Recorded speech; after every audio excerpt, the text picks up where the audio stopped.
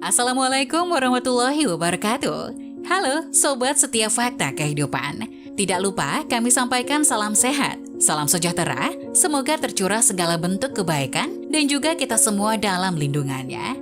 Seperti biasa, kita akan berbagi kisah dari yang unik, menarik, sampai bikin nangis. Mari kita simak kisahnya.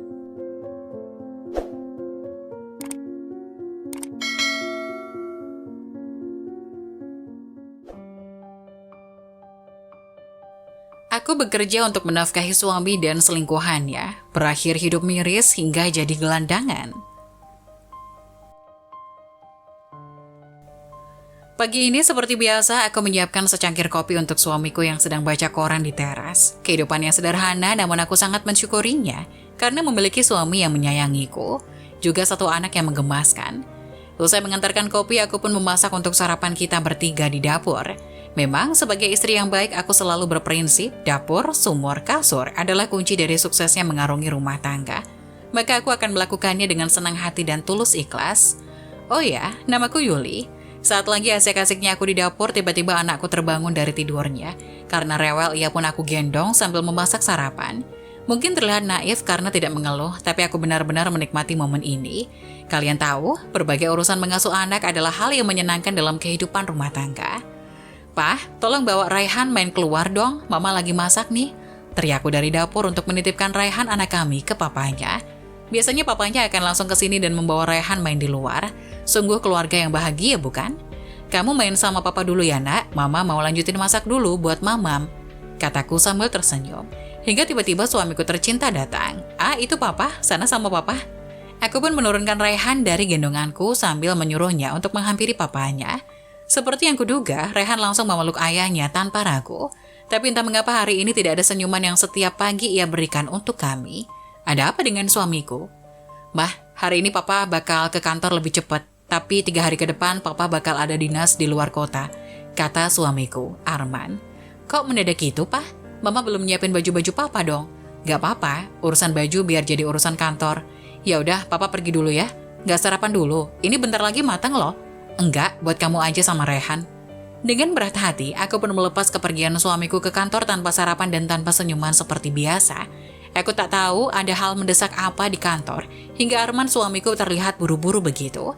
Tapi aku juga harus berpikir positif agar perjalanan suamiku diberkahi Allah dan pulang dalam keadaan selamat.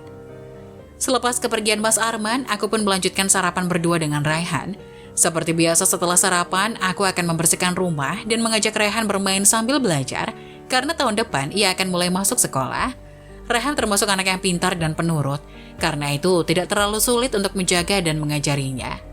Hari demi hari berlalu tanpa ada kabar dari Mas Arman suamiku. Entah sesibuk apa dia di sana sampai tidak bisa mengabari keluarganya. Aku mulai gelisah ketika aku telepon, memang nomornya aktif tapi tidak pernah satupun teleponku diangkat. Ia hanya membalas pesan WA dengan singkat. Ketika aku tanya kapan pulang, ia malah marah dan gak karuan. Padahal ini sudah lebih dari 3 hari. Lebih dari hari yang dia janjikan. Tapi kenapa dia tidak pulang juga? "Mah, mau beli es krim?" Rengek Raihan yang mulai bosan dengan mainannya. "Oh, Raihan mau es krim? Ya udah ayo, kita ganti baju dulu ya. Lalu pergi beli es krim," ajakku. Aku pun mengajak Raihan untuk membeli es krim yang tokonya memang agak jauh dari kompleks rumahku. Hingga kami harus memakai mobil agar segera sampai. Jakarta macetnya memang luar biasa. Hanya untuk sebuah es krim saja perlu perjuangan yang sangat panjang. Tapi untungnya, anakku tidak pernah rewel. Ia sibuk bernyanyi lagu anak-anak yang dari HP-nya. Aku pun mengelus rambut anakku sambil sesekali melihat ke sekeliling agar tidak bosan. Betapa kagetnya, aku melihat mobil suamiku tepat di sampingku berjalan ke arah pulang. Aku pun senang karena akhirnya suami tercintaku pulang dalam keadaan selamat. Dengan bangga, aku menunjukkan mobil papanya itu kepada anakku karena aku pikir Raihan juga merindukan papanya. "Raihan, coba lihat di seberang itu mobil papa, Nak. Alhamdulillah papa sudah pulang," kataku dengan gembira. Saking senangnya Raihan hingga dia membuka kaca mobil sambil berteriak-teriak memanggil papa di jalan. Aku pun membiarkannya begitu saja, sekaligus biar Mas Arman tahu kalau aku dan Raihan sedang pergi. Kalau-kalau dia tidak mendapati kami berdua begitu sampai di rumah. Papa, teriak Raihan dari mobil kami. Setelah beberapa kali panggilan dari Raihan, akhirnya kaca mobil penumpang diturunkan. Alih-alih melihat suamiku bahagia bertemu kami di jalan, malah mimik wajah aneh yang tidak pernah ia tunjukkan sama sekali selama pernikahan kami ia tunjukkan. Di sampingnya ada perempuan tidak dikenal sedang menempel dan memeluknya dengan mesra. Sesekali perempuan itu mencium pipi suamiku, Mas Arman. Dengan cepat aku pun menutup lagi kaca mobil di samping Rehan. Rehan yang masih belum mengerti situasinya masih saja berteriak, senang memanggil-manggil nama papanya. Aku yang melihat kejadian itu menangis sesenggukan. Hatiku hancur berantakan. Suamiku, cintaku, sedang bersama wanita lain. Aku tak menyangka perselingkuhan akan ada di rumah tangga kami. Padahal aku merasa kami sudah memiliki segalanya dan menjadi keluarga kecil yang bahagia, tapi ternyata tidak. Segera aku hapus air mataku yang mengalir karena takut ketahuan oleh Raihan, dan aku pun melanjutkan perjalanan ke toko es krim dengan perasaan yang berkecamuk di dalam dada. Sesampainya di toko es krim, Raihan malah meminta untuk membeli beberapa es krim kesukaannya dan mengajakku untuk segera pulang. Aku pun menolak permintaannya, karena di samping es krim itu akan mencair begitu sampai rumah, aku juga perlu waktu untuk menata hatiku begitu aku melihat Mas Arman lagi di rumah. Aku masih belum siap. Aku masih belum rela mengetahui betapa kenyataan pahit yang menimpaku. Setelah Raihan menghabiskan es krimnya, dengan berat hati aku pun mengajaknya pulang untuk bertemu papanya di rumah. Tapi aku kaget ketika rumah masih sepi dan suamiku belum juga pulang. Anakku Raihan kecewa karena tidak ada sosok yang dirindukannya di rumah. Kemana perginya dia? Bukannya tadi aku benar-benar melihat Mas Arman di jalan. Siapa wanita di sampingnya itu? Kenapa dia memeluknya? Banyak pertanyaan yang ingin aku lontarkan kepada Mas Arman, tapi Mas Arman belum juga pulang ke rumah kami. Malam ini dengan segala kesakitan, aku tidur sambil memeluk anakku Raihan. Tidak seperti biasa, malam ini ia agak rewel dan sulit tidur, hingga aku perlu usaha lebih untuk menenangkannya. Mungkin Raihan mengerti isi hati ibunya, meski tidak tahu kejadian sebenarnya. Hingga pada tengah malam, aku mendengar mobil masuk ke dalam rumah. Aku tahu itu adalah mobil Mas Arman suamiku. Pelan-pelan aku bangun dan membukakan pintu untuk Mas Arman. Mas Arman masih diam saja, ia masuk ke dalam kamarku tanpa kata. Tidak ada pelukan kerinduan, tidak ada tatapan cinta lagi di matanya, ia hanya melewatiku begitu saja. Ketika aku masuk ke kamar kami, aku mendapati dirinya sudah tidur karena kelelahan. Aku pun membiarkannya begitu saja, mungkin besok aku akan tanya lagi, pikirku. Pagi hari datang dengan cepat, pagi ini gerimis tipis menetes di wilayah kami. Rasanya pas momen sekali dengan perasaanku yang campur aduk. Karena pulang larut, Mas Arman belum terbangun dan aku menyiapkan sarapan seperti biasa, pura-pura tidak terjadi apa-apa di antara kami. Tak lama setelah aku menyiapkan sarapan, Mas Arman dan Rehan turun bersama sambil tertawa. Ada saat itu aku tidak melihat dia dengan wanita lain, pasti aku akan membanggakannya seperti di awal-awal kisah tadi. Kami pun makan bertiga seperti biasa. Mas, kataku pelan membuka percakapan usai makan. Aku dipecat, ucapnya tiba-tiba. Merasa suasana ruang bahkan sudah tidak mengenakan, aku pun menyuruh Raihan untuk bermain di ruang TV, hingga aku dan Mas Arman bisa berbicara dengan benar. Dan benar saja, Mas Arman mengakui bahwa dirinya telah berselingkuh di belakangku hampir 2 tahun, dan orang yang kemarin aku lihat adalah selingkuhannya, sekaligus istri dari bosnya. Aku yang mendengar itu langsung kaget. Aku tak percaya Mas Arman melakukan hal kejam selama 2 tahun. Aku pikir aku adalah wanita satu-satunya yang dicintai suamiku. Ternyata aku salah. Dan karena ketahuan selingkuh dengan istri bosnya, suamiku dipecat. Ia meminta maaf dan menangis sejadi-jadinya kepadaku. Ia meminta maaf karena semua tunjangan dari kantornya akan dicabut, yang artinya dunia kami akan berbalik. Kami harus meninggalkan rumah dan tinggal di kos-kosan murah. Apakah aku memaafkannya? Iya, jawabannya karena aku mencintai Mas Arman, suamiku. Hari terus berganti, kehidupan normalku juga berganti. Aku Raihan dan Mas Arman tinggal di kontrakan murah. Mas Arman yang masih kecewa karena dipecat masih juga belum memiliki pekerjaan. Untuk makan dan lain-lain, aku memilih untuk menjadi buruh cuci tetangga dengan upah 50.000 per hari. Entah, karena tidak terbiasa dengan kondisi seperti ini, Mas Arman pun mulai menjadi kasar dan suka marah-marah. Ia menjadi suka berteriak kepadaku dan menyalahkanku atas semua kejadian ini. Dasar kamu istri tidak berpendidikan. Kalau saja aku tidak menikahi istri bodoh sepertimu, kamu tidak akan jadi buruh cuci. Sehari 50.000. Makan tahu tempe terus. Mana bisa aku bertahan begini? Teriak suamiku, Mas Arman. Sabar, Pak, sabar. Allah sedang menguji kita, kita harus sabar. Sabar. Kalau saja kamu lebih berguna, kita tidak akan jatuh miskin. Teriakan-teriakan seperti itu setiap hari aku dengar dari suamiku. Aku yang memang tidak memiliki pendidikan yang sejajar dengan suamiku hanya bisa pasrah disalahkan karena tidak bisa apa-apa. Hingga suatu hari, aku memutuskan untuk mencari pekerjaan di luar negeri. Kata tetangga, menjadi TKW di luar negeri hasilnya cukup menjanjikan, dan banyak TKW-TKW di daerah tempat tinggal baruku ini yang menjadi sukses dan membangun rumah-rumah yang bagus. Aku pun berangkat ke Hong Kong dengan niat menjadi pembantu rumah tangga di sana. Suamiku Mas Arman dan Rehan mengantarku ke bandara sambil mengucapkan kata-kata perpisahan. Meski rumah tangga kami sedang tidak baik-baik saja, aku tetap menangis meninggalkan mereka berdua. Besar harapanku untuk bisa sukses di negeri orang dan rumah tanggaku kembali harmonis seperti dulu. Singkat cerita, setelah 2 tahun aku menetap di Hong Kong, aku selalu mengirimkan sebagian besar gajiku untuk kehidupan anak dan suamiku di kampung. Kudengar kini berkat usahaku, Mas Arman sudah membangun rumah besar dan memiliki usaha jual beli pupuk di sana. Mas Arman juga sudah kembali seperti dulu. Ia sering menelponku mengatakan hal-hal lucu, menggodaku seperti zaman-zaman kami pacaran dulu.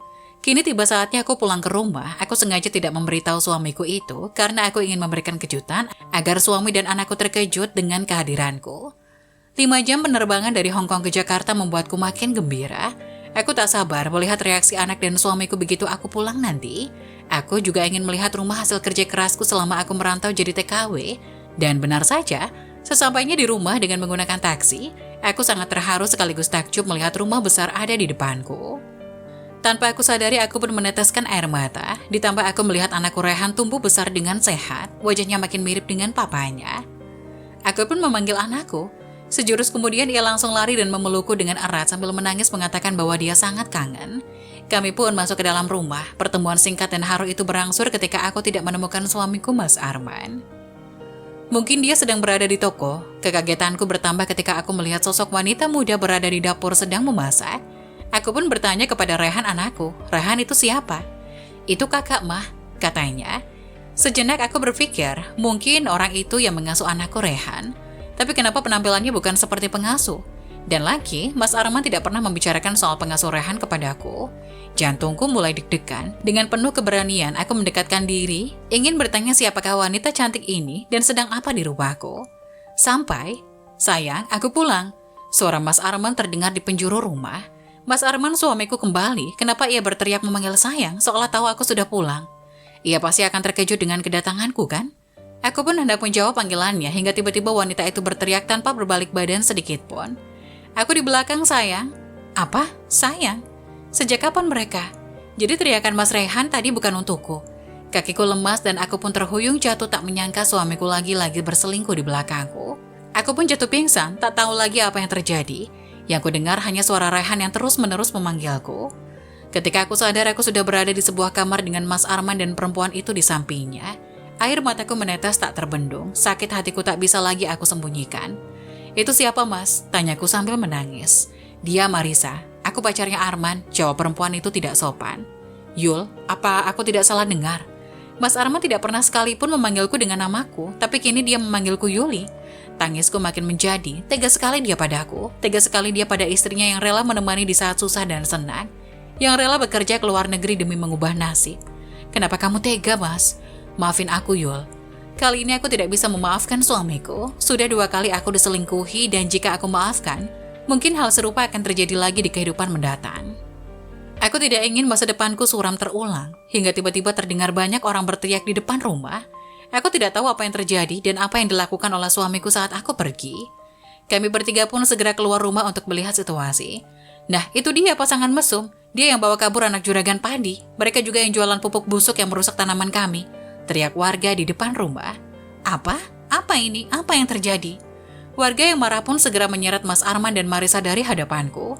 Katanya mereka akan membawa Mas Arman ke kantor polisi atas tindakan yang ia lakukan. Aku pun segera mencari Rehan anakku yang tadi tidak kelihatan. Di tengah kekacauan ini di mana Rehan? Ketika aku masih menangis kebingungan mencari Rehan, tiba-tiba datanglah beberapa ibu-ibu yang menggandeng Rehan masuk ke dalam rumah. Ternyata Rehan adalah dalang di balik penangkapan papanya oleh warga. Katanya Rehan menceritakan semua kejadian di rumah yang ia lihat dan membuat warga geram, hingga menggerebeknya dan menyeretnya ke kantor polisi. Tangisku makin pecah tatkala mendengar penjelasan dari tetangga. Rehan memang masih SD, tapi aku tak menyangka jika dia bisa bertindak sebegitu besar demi menyelamatkan ibunya. Akhirnya aku dan Rehan pun menjenguk Mas Arman di penjara. Aku melihat Mas Arman makin kurus tak terawat. Ia terus berteriak meminta maaf kepadaku dan memintaku untuk menebusnya dari penjara agar bisa bebas dari sana. Tapi aku dan Rehan sudah tidak peduli lagi. Dengan menguatkan diri, aku memberikan surat cerai untuk Mas Arman dan mencabut semua harta kekayaan yang selama ini aku kumpulkan. Dengan artian, apabila Mas Arman keluar dari penjara, ia tidak ada tempat untuk kembali. Segera setelah memberikan surat cerai itu, aku dan Rehan pergi meninggalkannya dari balik jeruji besi. Aku tidak peduli, meski dia meneriakkan namaku dengan keras, yang aku pikirkan adalah ketenangan batinku dan kebahagiaan anakku Rehan. Kini setelah setahun berlalu, ketika aku sedang mengajak Rehan jalan-jalan di kota, Rehan terus-terusan memandang ke arah seberang jalan sambil menunjuk ke arah gembel yang sedang mengais makanan di tong sampah. Aku kira Rehan merasa kasihan dan ingin berbagi makanan.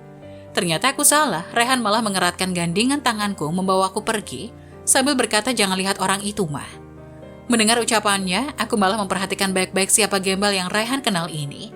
Dan betapa mengejutkannya ketika menyadari bahwa orang hitam berpakaian kumbal itu adalah mantan suamiku, Mas Arman.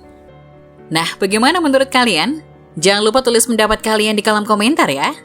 Wassalamualaikum warahmatullahi wabarakatuh.